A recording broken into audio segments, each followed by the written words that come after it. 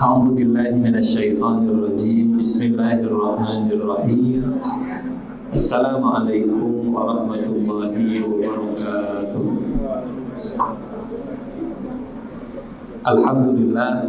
Alhamdulillahi rabbil alamin wa bihi nasta'inu ala umuri dunya waddin.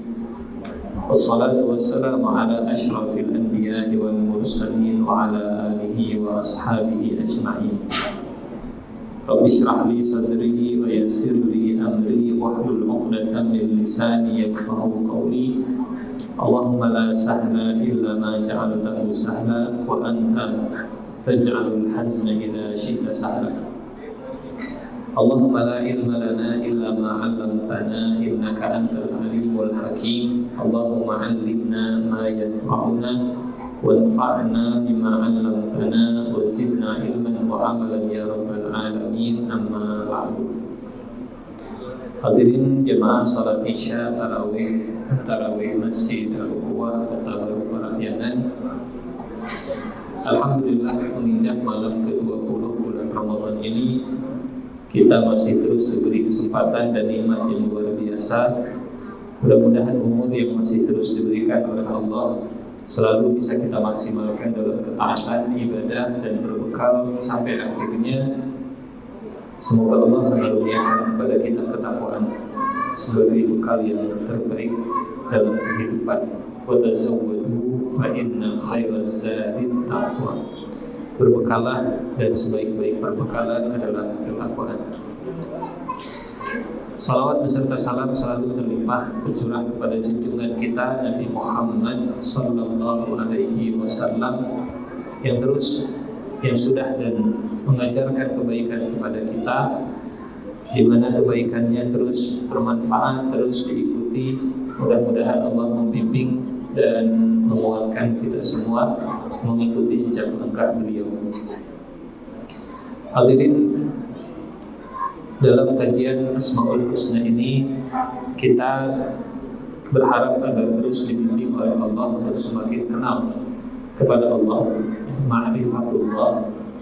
Dan dengan Asmaul Husna ini mudah-mudahan Allah mensibuk kita, mencelup kita dengan kesempurnaan nama-namanya yang 99 Asmaul Husna.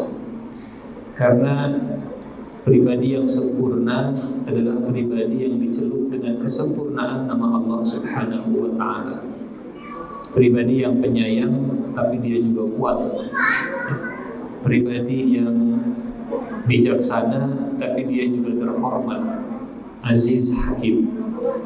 Pribadi yang penyabar tapi kalau dia membalas dia bisa, al-muntaqim. Jadi kesempurnaan pribadi manusia tergantung sejauh mana dia disepuh dan disibghah oleh nama Allah Subhanahu wa ta'ala. Sibghatullah wa man ahsanu minallahi sibghah. Sepuhan Allah, jadi sepuh dengan Asmaul Husna-Nya. Dan makin dekat dengan Asmaul Husna, makin tersentuh, makin tersepuh dengan Asmaul Husna, maka makin mendekati kepribadian, kesempurnaan kepribadian seperti baginda Rasulullah sallallahu alaihi wasallam.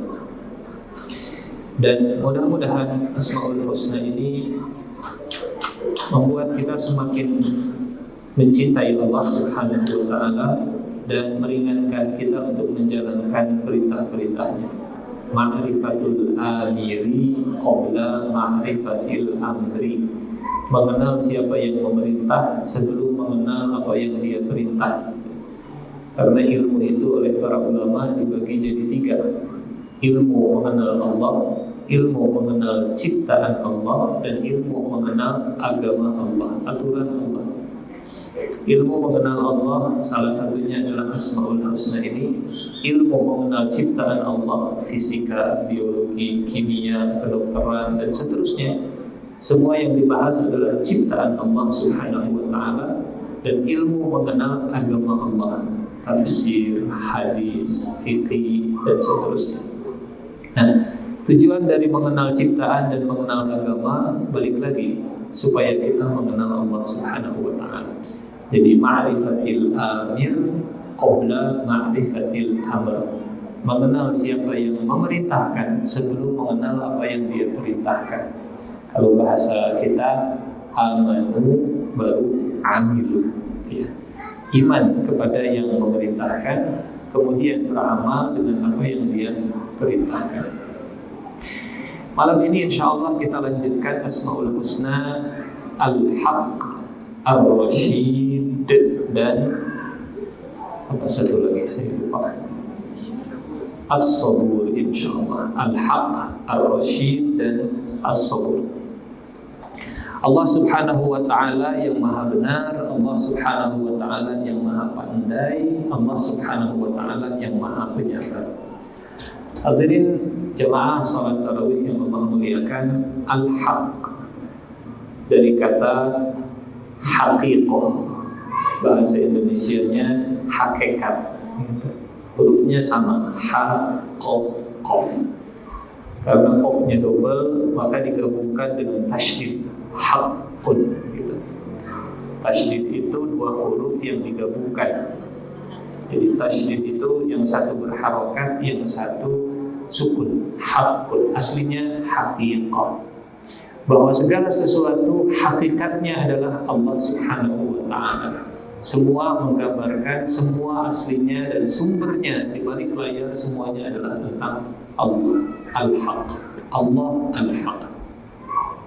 Adapun selain Allah subhanahu wa ta'ala, ini hanya penampakan-penampakan, ini hanya etalase dan wujud dari hakikat itu sendiri, jalan, ya.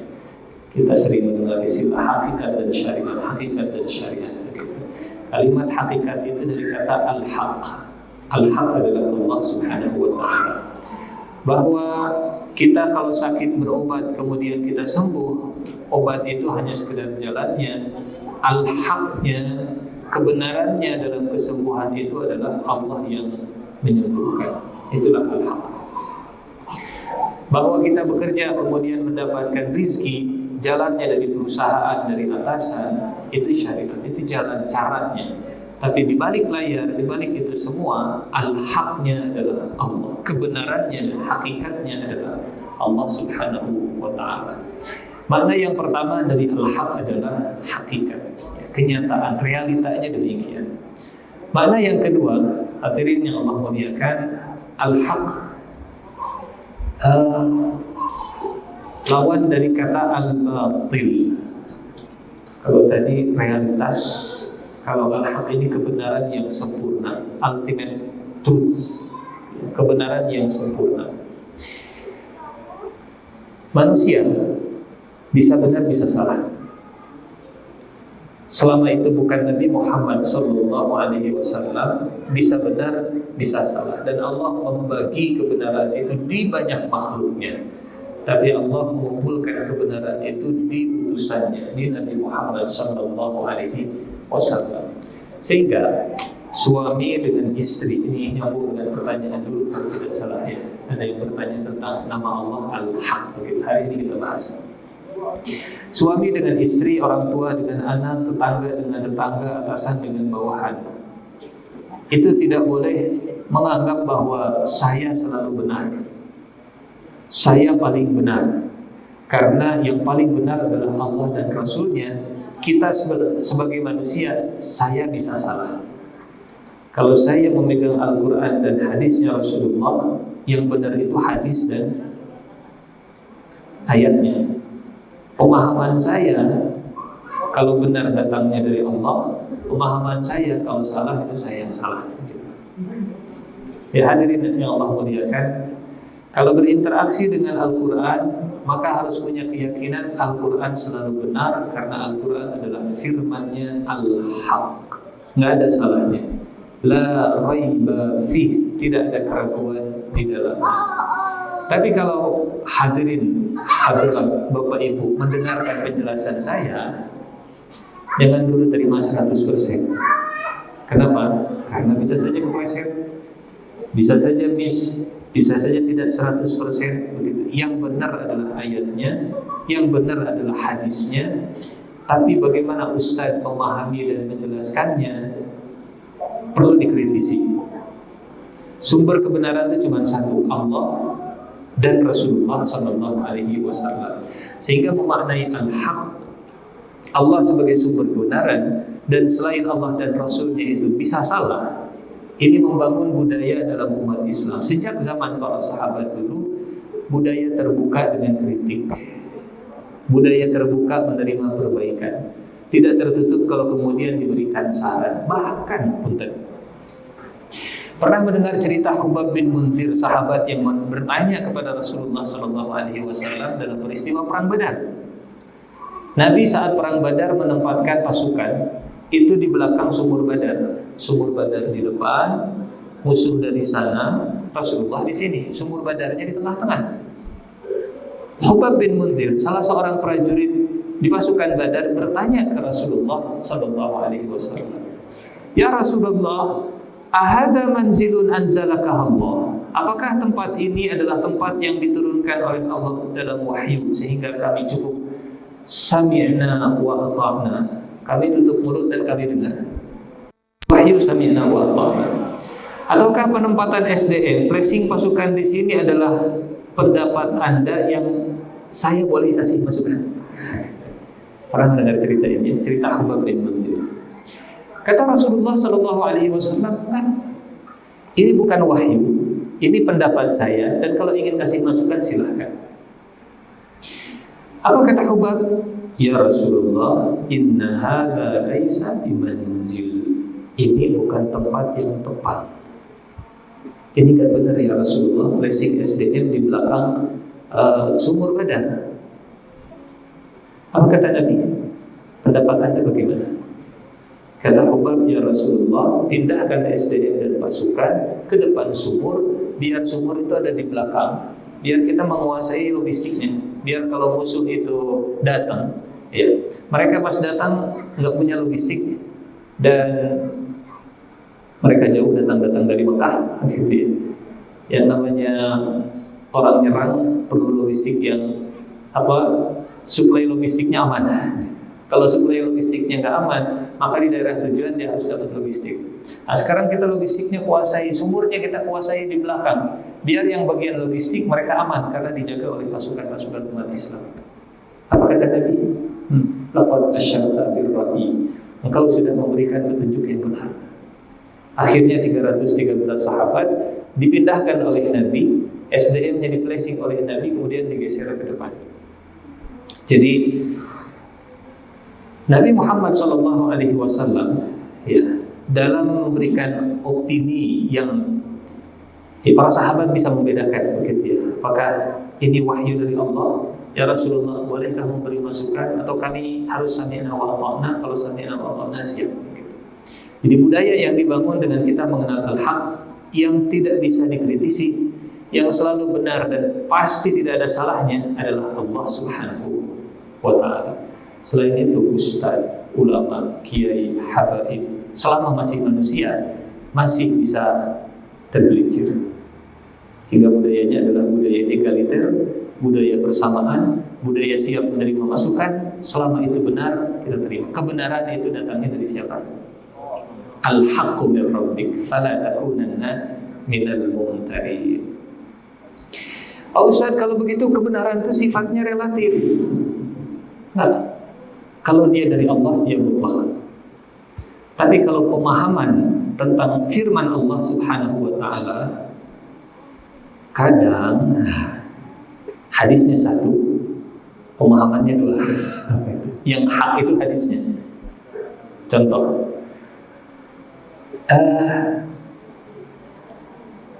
pernah dengar cerita sholat asar di Bani Quraiza?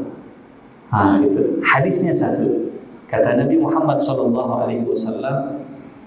atau dalam Al-Quran saja dulu, dalam Al-Quran, walil mutallaqati yatarabbasna bi anfusihinna thalathata quru.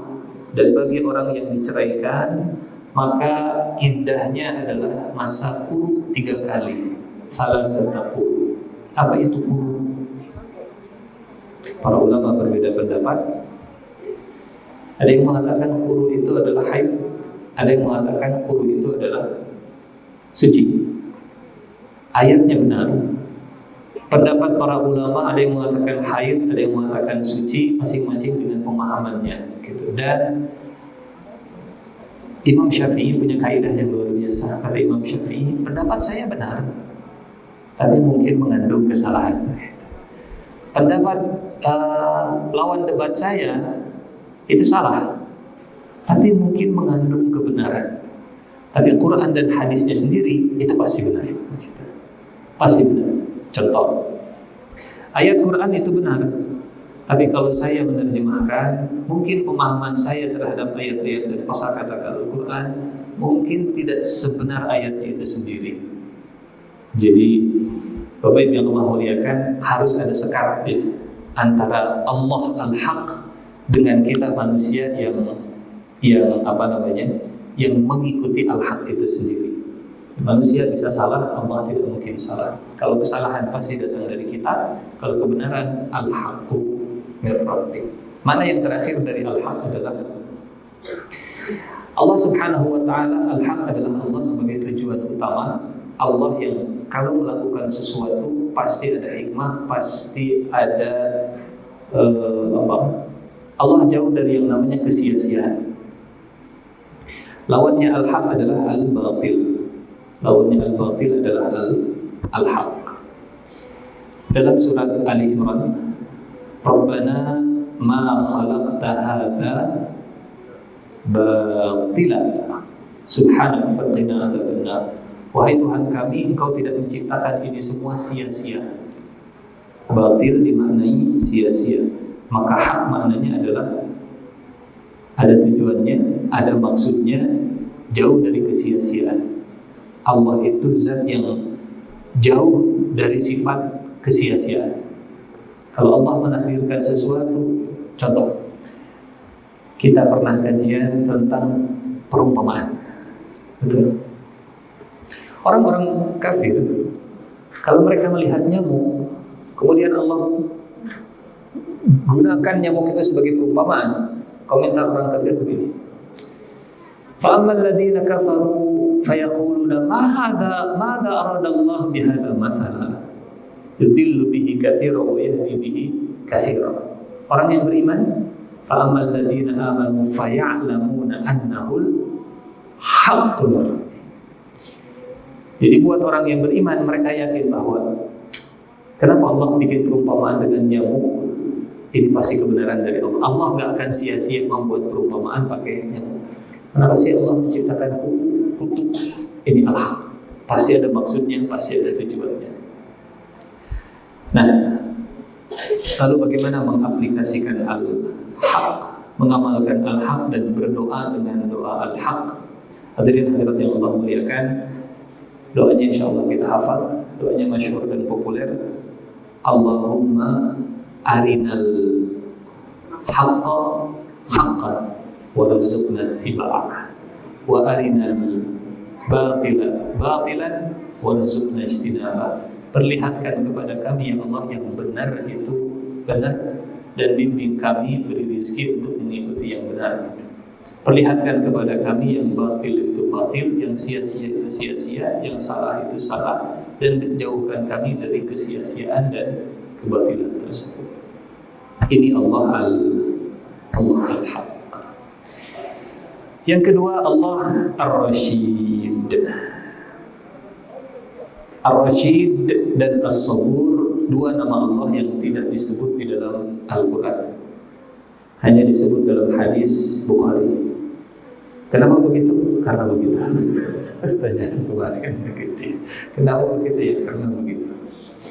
Tapi sifat Rashidnya disebut dalam Al-Quran, sifat Saburnya juga disebut dalam Al-Quran.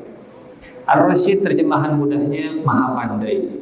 Kalau kita kumpulkan ayat-ayat yang mengandung kata Ro, Shin, dan Dal di dalam Al-Quran, kadang Allah menggunakan Rosyada itu sebagai lawan kata dari Dur.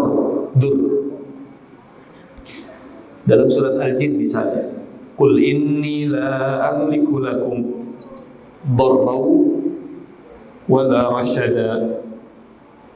Katakanlah wahai Nabi, aku tidak memiliki mudarat untuk kalian, ya aku nggak bisa membahayakan kalian, dan aku juga wala rasyada, dan aku bukan pemilik jalan yang rasyad. Jadi lawan kata dari dar, rasyad. Di surat yang lain, di surat Al-Jin masih sama di ayat ke-10, rasyad itu lawan kata dari syarr. Sering kita ya syarr lawan katanya khair, tapi di ayat ini wa anna la nadri asyarrun urida biman fil ardi am arada bihim rabbuhum rasyada. Di surat Al-Baqarah, rasyad itu lawan kata dari ghai. Qad tabayyana rusydu minal ghai.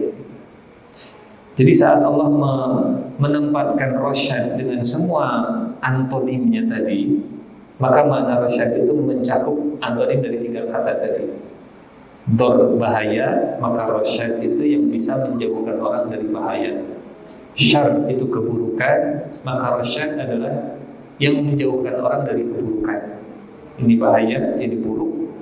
Ghai itu penyimpangan, dan penyimpangannya beda antara ghai dengan dhal. Dhalla sering diterjemahkan penyimpangan, ya. Ghai juga sering diterjemahkan penyimpangan. Tapi dalam Al-Qur'an masing-masing kosakata itu punya makna. Ma dhalla sahibukum wa ma ghawa. Kalau diterjemahkan ke bahasa Indonesia, tidak menyimpang dan tidak tersesat. Non bedanya gitu ya. Padahal masing-masing ada maknanya. Jadi kalau dhalla itu tersesat karena tidak tahu. Kalau ghawa atau ghai itu tersesat padahal dia sudah tahu. Memilih untuk tersesat jalan, memilih untuk mengambil jalan yang lain padahal dia sudah tahu mana jalan yang benar, mana jalan yang salah. Jadi rasyad lawan kata apa tadi? Lawan kata dari dhar, bahaya. Lawan kata dari syarr, buruk. Lawan kata dari ghai, tersesat. Maka rasyad itu adalah tindakan, ya rusyad itu adalah tindakan yang menjauhkan kita dari bahaya, keburukan dan kesesatan. Terjemahan gampangnya pandai. Okay. Hadirin hadirat yang Allah muliakan. Ustaz, apa bedanya antara hidayah dengan rasyad? Kalau hidayah itu petunjuk, kalau rasyad itu ujungnya. Qul uhiya ilayya annahu istama'a nafarun minal jinni faqalu inna sami'na qur'anan 'ajaba yahdi ila rusydi. Pernah mendengar kata-kata mursyid? Kata-katanya sama. Rasyad, mursyid. Kalau di Arab mursyid itu sering dipahami gaib gitu. Gaib gitu. Siapa mursyidnya? Oh dia mursyidnya, gaib. Direktur mursyid am, direktur utama mursyid am. Jadi rasyad adalah atau rasyid, Allah Subhanahu wa taala, zat yang mengarahkan hambanya, membimbing hambanya. Garis bawahi kalimat membimbing supaya nanti enggak mirip dengan al-hadi, karena al-hadi juga ngasih bimbingan, ngasih petunjuk. Allah yang memberikan guidance, Allah yang mengarahkan, Allah yang meng-coaching bahasa kita sekarang, Allah yang melatih supaya hamba tersebut punya kemampuan untuk memisahkan mana yang bahaya, mana yang manfaat, mana yang buruk, mana yang baik, mana yang menyimpang, mana yang lurus. Betul. Makanya dalam kisah Nabi Ibrahim alaihissalam di surat Al-Anbiya, kita tahu cerita Nabi Ibrahim. Sebelum Allah ceritakan kisah Nabi Ibrahim yang berhadapan dengan kaumnya, berhadapan dengan bapaknya, punya kemampuan untuk berkomunikasi publik yang luar biasa, punya retorika yang luar biasa. Di surat Al-Anbiya Allah cerita dimulai dengan kalimat walaqad atayna Ibrahima rusydahu min qablu wa kunna bihi alimin. Dan sungguh kami telah memberikan kepada Ibrahim rusyd. Apa itu rusyd? Tadi kemampuan berpikir untuk memisahkan yang baik dari yang buruk, kemampuan berpikir untuk memisahkan mana yang manfaat dari yang membahayakan, kemampuan berpikir untuk melihat mana yang menyimpang, mana yang mana yang lurus. Dan sungguh kami telah memberikan kepada Ibrahim rusyadnya dan kami mengetahuinya. Kemudian Nabi Ibrahim berkata kepada kaumnya, apa yang sedang kalian lakukan? Kami melakukan ini mengikuti bapak-bapak kami. Kenapa kalian mengikuti bapak kalian dan kalian tidak berpikir kritis? Ibrahim, engkau ini main-main ngomong seperti itu atau serius? Dan Nabi Ibrahim, Tuhan kalian semua adalah Allah Subhanahu wa ta'ala. Ibrahim, kau hanya main-main saja. Tuhan kalian adalah yang menciptakan langit dan bumi. Dan kalian akan sadar bahwa yang kalian sembah itu bukan Tuhan. Setelah kaumnya pergi, Nabi Ibrahim hancurkan berhalanya. Gitu. Kemudian Nabi Ibrahim dicari, dihukum di depan publik dan ditanya, "A'anta fa'alta hadza bi alihatina ya Ibrahim?" Engkau yang melakukan ini semua wahai Ibrahim? Dalam tekanan publik, di sidang di depan massa, Nabi Ibrahim masih bisa menyusun kosakata dan retorika dan menggerakkan logika semua massa untuk mengenali kebenaran. Kata Nabi Ibrahim, jangan tanya saya dulu, tanya yang masih ada di TKP. Jangan-jangan dia pelakunya. Bal fa'alahu kabiruhum hadza. Kita lihat di TKP masih ada yang tersisa, patung yang paling gede. Jangan-jangan dia pelakunya. Jangan kalian tanya yang jauh dari lokasi kejadian. Tanya dulu yang ada di lokasi kejadian. Itu kan rusyad. Kemampuan berpikir logis, analitis, kritis, dan seterusnya. Terangkum dalam kata rusyad. Kata mereka, iya juga ya. Kenapa kita menyasar Ibrahim yang lagi di rumah, padahal yang di TKP masih berdiri tegak dan kampaknya ada di sana. Tapi mereka mikir, Ibrahim, Anda kan tahu kalau berhala itu nggak bisa ngomong. Kalau kita nanya, mereka nggak bisa dengar dan mereka nggak bisa ngomong. Kata Nabi Ibrahim, kalau mereka nggak bisa ngomong, mereka nggak bisa dengar, kenapa kalian sembah? Itu namanya rusyad. Kemampuan retorika untuk menggiring massa supaya sampai kepada kebenaran. Terakhir, Bapak Ibu yang Allah muliakan, hadirin hadirat yang Allah muliakan, rusyad juga di dalam Al-Quran digunakan oleh Allah Subhanahu wa ta'ala sebagai apa kalau bahasa kita, financial intelligence, apa, kecerdasan finansial, gitu istilahnya, kecerdasan finansial. Lihat dalam surat An-Nisa, An-Nisa ayat ke-6, surat ke-4 ayat ke-6. A'udzu billahi minasyaitonir rajim. Wabtalul yatama hatta idza balagun nikaha fa in anastum minhum rusydan fadfa'u ilaihim amwalahum. Dan ujilah anak-anak yatim itu sampai apabila mereka tiba di usia nikah. Kalau mereka sudah baligh, kalau kalian merasa mereka itu sudah punya rusyad, serahkanlah harta mereka kepada mereka. Apa maksudnya? Anak yatim dapat warisan, tapi masih kecil, warisannya banyak puluhan miliar. Jangan diserahkan hartanya, jangan dulu diserahkan. Kenapa? Karena di ayat sebelumnya Allah menyebut bahwa harta ini sebagai penegak kehidupan. Kalau diserahkan ke orang yang nggak ngerti duit, nanti uang itu akan kebuang sia-sia. Jadi bagaimana supaya diserahkan? Tes dulu, uji dulu. Kasih 10.000, kasih 20.000, kasih 50.000 dari uangnya dia. Cek apakah dia bisa pakai dengan benar, punya kecerdasan finansial, tahu duit, ngerti duit, tahu cara ngelola duit. Itu namanya rusyad. Fa'in anastum minhum rusyda, kalau kalian merasa bahwa dia sudah punya kecerdasan finansial, bisa mengelola uang, maka serahkanlah semua hartanya kepadanya. Jadi Allah Ar-Rasyid adalah Allah yang maha pandai dan sumber semua kepandaian. Allah yang maha pandai sehingga bisa memberikan kemampuan kepada hambanya memisahkan yang baik dari yang buruk. Dan ya Allah, saya pengen bisa ngatur keuangan. Asmaul husnanya apa? Ar-Rasyid. Ya Allah, akhir bulannya Allah, THR, saya ada THR, tapi kena pajak juga ya Allah, bagaimana cara ngaturnya? Ya Rasyid, ya Rasyid, ya Rasyid. Ya Allah, saya pengusaha dan saya harus ngasih THR buat karyawan saya. Ya Allah, bantu saya untuk mengatur keuangan. Ya Rasyid, ya Rasyid. Itu namanya Ar-Rasyid. Terakhir, Allah yang maha sabar. Di Al-Quran tidak ada nama As-Sabur, adanya dalam hadis. Dan untuk memahami As-Sabur, silakan dirujuk surat Al-Hijr, surat ke-15 ayat terakhir, ayat ke-96. Ayat ke-96.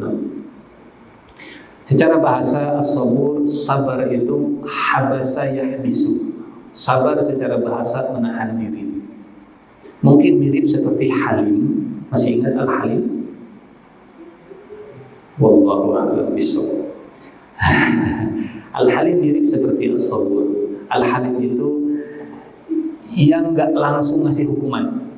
Kalau ada hamba berbuat dosa, tidak langsung dihukum saat itu juga, tapi dikasih waktu, tidak senggol bacok. Orang yang punya sifat halim, orang yang antara kejadian dengan reaksi itu agak lama.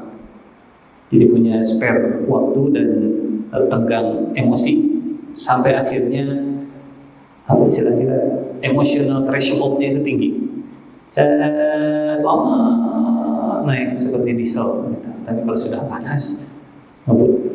Itu halim. Kalau sabar, secara bahasa itu menahan. Habasa yahbisu. Dan kita tahu yang namanya sabar terbagi jadi berapa? 3. Sabar menjalankan kebaikan atau ketaatan, sabar menjauhi keburukan atau kemaksiatan, dan sabar saat menghadapi musibah. Bagaimana memaknai sabar dalam konteks Asmaul Husna As-Sabur? Bapak Ibu yang Allah muliakan, hadirin hadirat yang Allah muliakan,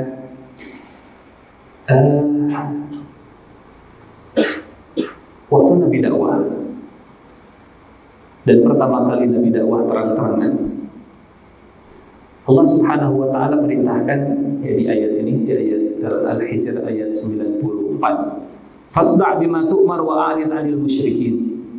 Sampaikanlah olehmu secara terang-terangan apa yang diperintahkan kepadamu wahai Nabi, dan berpalinglah dari orang musyrik. Ayat ini adalah perintah Nabi untuk dakwah terang-terangan. Inna kafainakal mustahzi'in. Wahai Nabi, kami akan memeliharamu dari orang-orang yang mengejek dan mengolok-olokmu. Jadi hari pertama Nabi mau dakwah terang-terangan sudah papaitan. Wahai Nabi, dakwah terang-terangan, siap-siap diejek.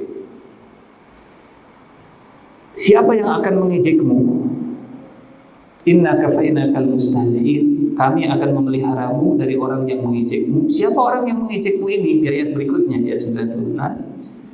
Alladzina yaj'aluna ma'allahi ilahan akhar fasawfa ya'lamun. Yang mengejekmu adalah orang-orang yang menjadikan Tuhan yang lain di samping Allah, maka mereka kelak akan mengetahui akibatnya. Ada anak nangis. Ada apa nak? Aku dikasarin sama tetangga itu. Tetangga yang mana? Itu si bapak itu. Apa dia nanya? Tetangga itu juga ke mama begitu. Jadi Allah menyampaikan kepada Nabi, sabar wahai Nabi, orang yang mengejekmu itu adalah orang-orang yang sebelum mengejekmu mereka sudah menduakanku. Dan maksudnya dia, kami akan memeliharamu dari orang-orang yang mengejekmu saat engkau dakwah terang-terangan. Siapa yang akan mengejekmu? Yang mengejekmu, mengolok-olokmu, mencaci, membuli, memprank, bullying secara verbal. Alladzina yaj'aluna ma'allahi ilahan akhar. Bahasa lainnya begini. Sebelum kamu yang diejek, aku sudah duluan diejek. Sebelum kamu yang dibully, aku sudah lebih dulu diduakan oleh mereka. Jadi kalau selama ini aku sabar menghadapi mereka, engkau juga harus sabar, karena engkau adalah utusanku, engkau adalah representasiku, engkau adalah etalaseku, engkau adalah wajah Allah Subhanahu wa taala di muka bumi adalah Rasulullah sallallahu alaihi wasallam. Kalau melihat Nabi, maka mengingatkan manusia kepada Allah Subhanahu wa taala. Jadi bagaimana Allah bersabar? Punten, di masjid, bayangkan ya, di masjid ada berhala, patung, dan disembah. Di masjid ada dukun, praktek. Kira-kira mau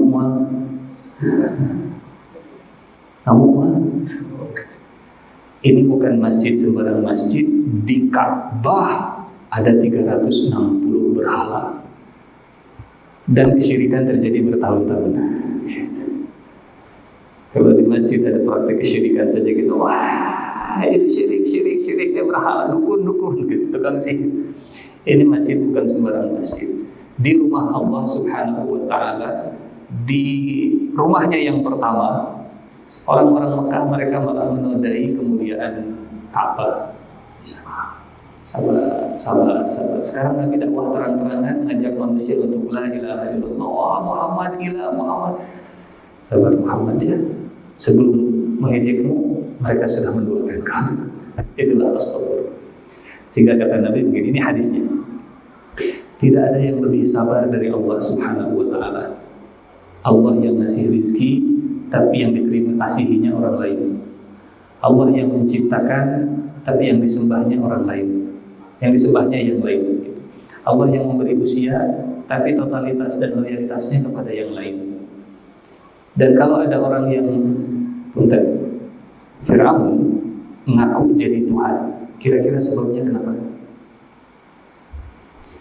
Karena Allah yang ngasih kekuasaan, karena Allah yang ngasih kenikmatan, karena Allah yang ngasih kesehatan. Kira-kira kalau Fir'aun nggak dikasih nikmat, bakal sombong.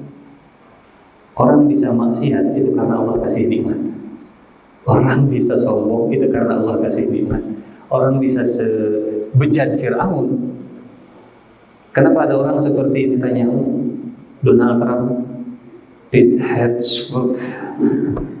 Di dunia itu namanya Menteri Pertahanan, di Amerika namanya Menteri Perang. Jadi filosofinya sudah beda gitu. Kenapa ada orang-orang seperti itu? Karena Allah kasih nikmat. Kalau nggak dikasih nikmat, ada mau arogan manusia. Tapi Allah sabar.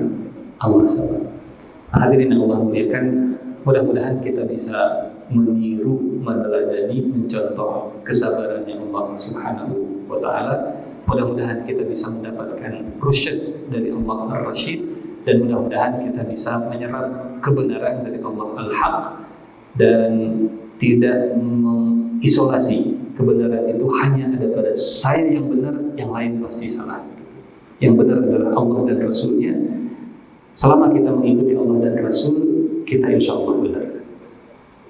Wallahu a'lam bishawab. Ada yang mau ditanyakan, maka silahkan.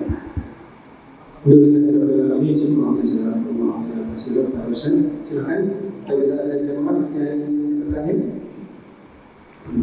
satu atau dua pertanyaan singkat yang berkaitan atau yang tidak berkaitan. Harus yang berkaitan. Harus yang berkaitan.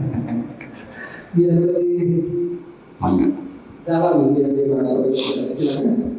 Ada? Silakan. Assalamualaikum warahmatullahi wabarakatuh. Waalaikumsalam warahmatullahi wabarakatuh. Oh iya, siap. Saya tadi ada penjelasan, tapi saya masih kurang begitu. Saya kalau ada Quran itu mengatakan Allahu khalaqas samawati wal ardi bil haqq. Ini apa maksudnya? Saya apa?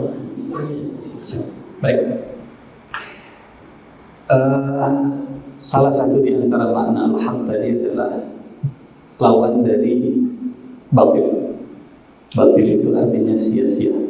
Al-haq itu artinya tidak sia-sia, punya maksud dan punya tujuan. Jadi kalau Allah berfirman, Allah menciptakan langit dan bumi bil haq, artinya dengan tujuan yang besar, bukan main-main, bukan Di ayat yang lain ini menjelaskan ma khalaqna, Allah tidak menciptakan alam semesta itu la'iba, bukan heureuy ya, bukan apa? Bukan bercanda, bukan sesuatu yang sifatnya itu apa? Gak ada maksud dan gak ada tujuannya. Tapi Allah menciptakan ini semua ada maksud dan ada tujuannya. Jadi kalau ada ayat-ayat seperti tadi, misalnya kami menurunkan Al-Quran bil haqq, kami menurunkan Al-Quran dengan kebenaran. Nahnu naqussu 'alaika naba'ahum bil haqq innahum fityatun amanu bi rabbihim wa zidnahum huda. Kami menceritakan kisah pemuda Kahfi itu dengan hak, dengan benar, dan dengan maksud yang besar gitu ya. Bukan apa sih maksudnya cerita ini? Ya FYI lah, for your information only. Nah ini apa loh ini? Oh maksudnya nggak ada maksud tertentu, nggak ada tujuan tertentu, cuma pengen berkisah aja, cuma pengen bercerita. Nah, itu bukan bilhaq berarti gitu ya. Jadi Allah menciptakan alam semesta dengan maksud yang besar. Salah satu maksudnya adalah alam semesta ini disebut ayat, disebut tanda, yang kalau manusia memahami ayatnya, manusia akan disampaikan kepada penciptanya. Ada ayat qauliyahnya, ada ayat kauniyahnya, dua-duanya ayat, dua-duanya petunjuk, dua-duanya yang mengantarkan dan mengarahkan kita kepada Allah Subhanahu wa ta'ala. Itulah al-haqnya gitu ya. Jadi kalau ada orang yang melihat langit, wah indah ya langitnya, melihat laut, wah bagus ya ombaknya, melihat bunga, wah indah ya bunganya, berhenti sampai situ, berarti belum bil-haq dia. Karena tujuan menciptakannya bukan untuk dikagumi, tujuan menciptakannya untuk mengantarkan kepada siapa yang penciptanya. Itu tujuannya. Wa ma khalaqtul jinna wal insa illa liya'budun. Wallahu a'lam bishawab. Alhamdulillah. Satu pertanyaan lebih ada.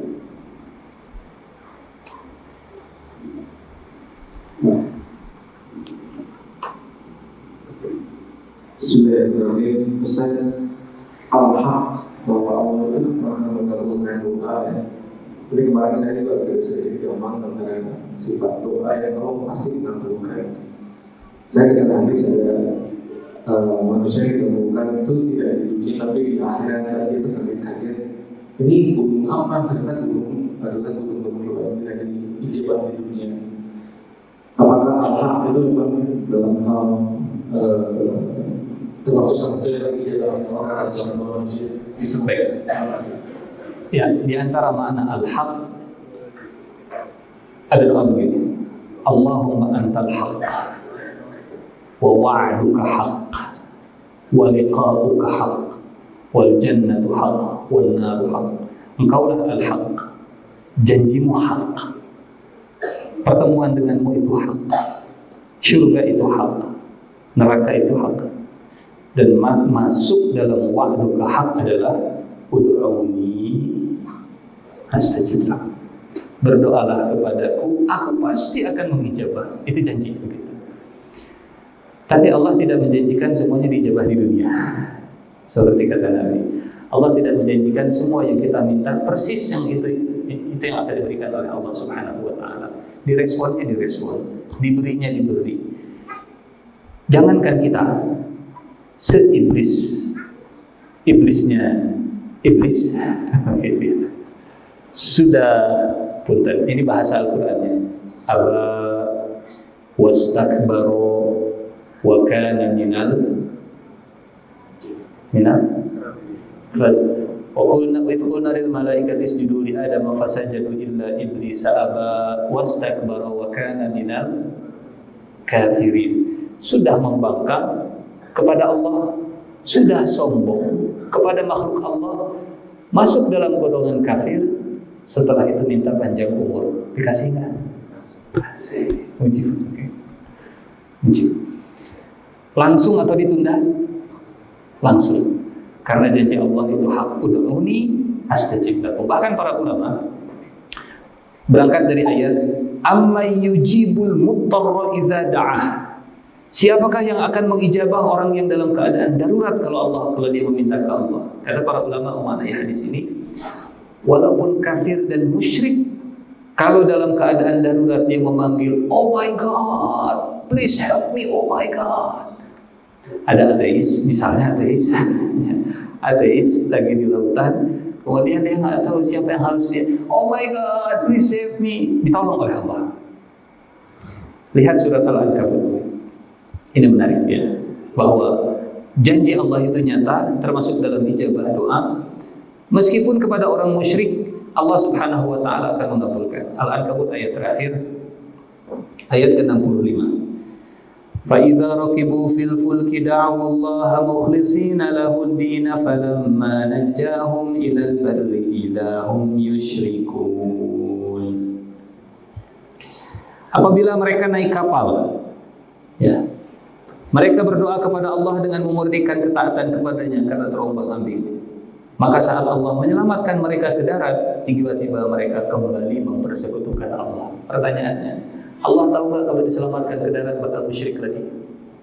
Allah tahu masa depan? Kenapa dijawab kalau betul. Jadi wa wa'duka haq, janjimu itu benar.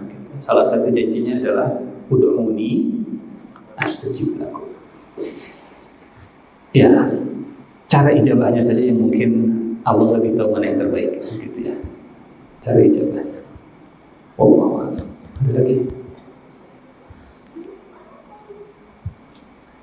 Baik, kalau cukup kita tutup dengan doa kifaratul majlis.